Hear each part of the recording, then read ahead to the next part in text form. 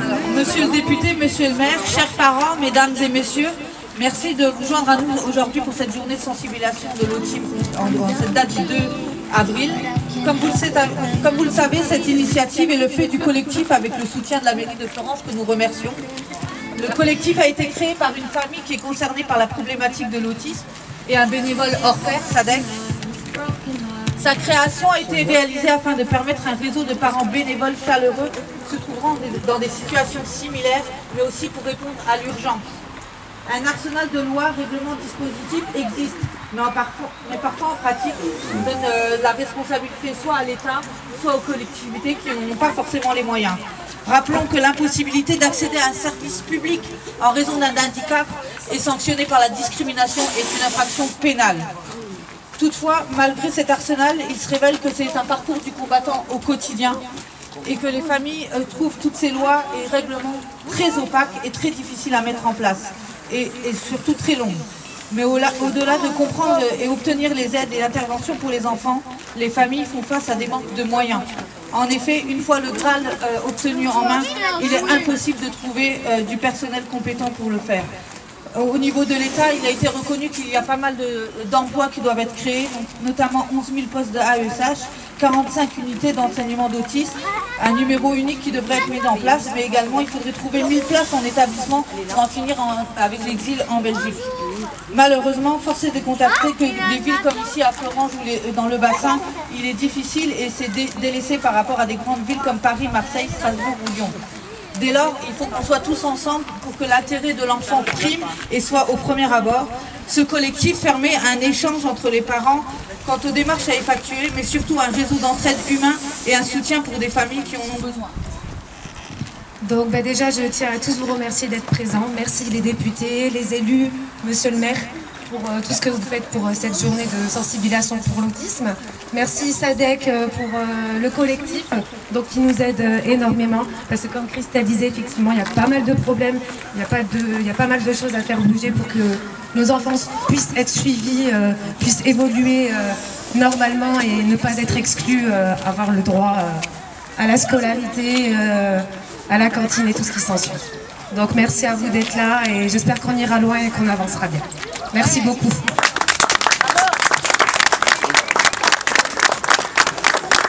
Mesdames, messieurs mesdames, messieurs des collectifs, aujourd'hui, bon, c'est une grosse journée pour le complexe de Vétange et pour Florence, et vous avez décidé de faire cette action pour la journée, je crois, internationale par rapport à l'autisme, la journée mondiale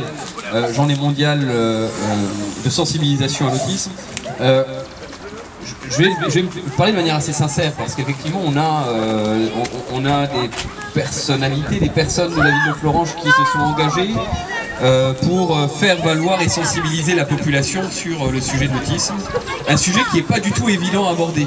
Et je le dis en tant qu'élu, pas du tout évident à aborder parce qu'effectivement la question de la réglementation qui a changé, de la législation qui a changé, des responsabilités qui ont changé, ne pose pas de problème en soi. La vraie question c'est la connaissance de la réglementation et même nous, j'avoue qu'on a découvert au fur et à mesure des discussions les évolutions législatives sans que l'État, sans que l'Académie vienne jamais nous en parler. On a découvert que la question du périscolaire était de la responsabilité des collectivités depuis septembre de l'année dernière, au fur et à mesure des discussions, alors que jusqu'ici c'était la responsabilité de l'État. Une chose qu'on va assumer maintenant, il y a un recrutement par exemple qui est en cours sur la question d'un des enfants pour lesquels nous avons des difficultés, mais recrutement en cours, comme pour l'État, c'est un processus long puisqu'il faut trouver le personnel. C'est un processus long parce qu'il faut trouver le personnel sur le temps de midi, dans des horaires découpés, qui est capable d'assumer la charge de faire ce travail d'AESH, non pas simplement sur le temps scolaire, mais sur des temps périscolaires qui sont relativement courts. Voilà, donc c'est des charges qu'on veut bien assumer, je pense, les collectivités, qui n'est pas du tout facile à appréhender, mais néanmoins, qu'on va essayer d'aborder avec l'État, avec le personnel de l'Académie nationale. Même si moi je peux déplorer par contre que l'Académie nationale sur le sujet du périscolaire laisse les collectivités maintenant qui nous ont donné la responsabilité, ils nous ont envoyé la patate chaude. Chacun peut l'assumer, c'est pas une question financière, c'est une question de où est-ce qu'on trouve les gens, où est-ce qu'on trouve les compétences, où est-ce qu'on trouve les lieux de formation pour les personnels, pour gérer des situations particulières. Voilà, donc effectivement, je pense que cette journée, elle fait du bien à Florange et elle permet de sensibiliser sur une cause qui est... j'allais dire pas émergente, qu'on connaît au quotidien et qu'on connaît au quotidien, que les professionnels de l'éducation connaissent au quotidien, que les professionnels maintenant et que les élus connaissent de plus en plus et au quotidien. Et donc effectivement, elle permet de sensibiliser le grand public sur ce que maintenant nous vivons au quotidien également, les familles bien sûr, mais aussi les professionnels des collectivités territoriales. Donc bravo à vous pour votre engagement. Allô, voilà ça. Merci aux membres du collectif, merci monsieur le maire. Il y a 2 semaines, des parents sont venus me voir avec un petit garçon de 6 ans qui était adorable et qui avait été décelé pour son autisme il y avait longtemps. Et en fait, ils ont pu, étape par étape, progresser avec ce petit garçon et l'insérer socialement et dans le milieu éducatif. Et ils l'ont fait parce qu'ils ont eu la chance d'être bien entourés, d'avoir les bons conseils au bon moment. Et ils m'ont expliqué à quel point, au début, quand ils ont découvert ce qui leur arrivait, ils se sont sentis seuls. Seuls face à l'administration, seuls face aux collectivités, seuls face à un problème qu'ils ne savaient pas appréhender avec ce petit garçon qu'ils adorent et auquel ils voulaient donner la vie la plus belle possible et j'allais dire tout simplement la plus normale possible.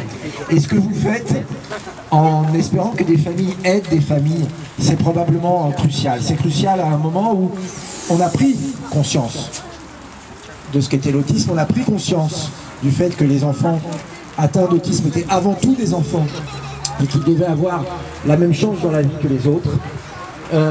Même si on en a pris conscience, les moyens ne sont toujours pas là, je parle des moyens financiers, des moyens humains, les places dans l'éducation avec l'encadrement ne sont pas là. Je me suis permis d'intervenir pour ce petit garçon, on m'a expliqué qu'il y avait des dizaines et des dizaines de cas qui attendaient et que malheureusement on ne pourrait pas répondre à ces préoccupations. Bien tout ça, ça doit changer, ça demande du temps et je pense que par des collectifs, par le dialogue, par la solidarité, elle est presque physique quand je vous vois là, cette solidarité, ça aidera aussi ce que le législateur fera, ce que l'édile fera, mais cette solidarité humaine elle est cruciale parce qu'on doit à ces gamins, de vivre pleinement leur vie d'enfant puis leur vie d'adulte, que souvent, bien encadré, bien accompagné, l'autisme, ça se gère, j'allais dire.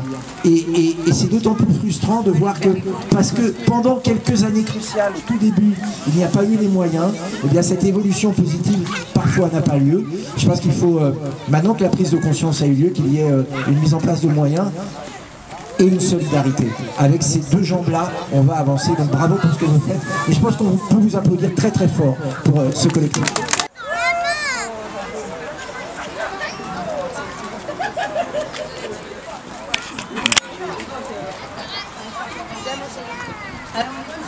On fait un petit décompte à Nouvel An. Dans l'ordre. À 3. À 3. Allez, on y va? Ouais. 1, 2, 3.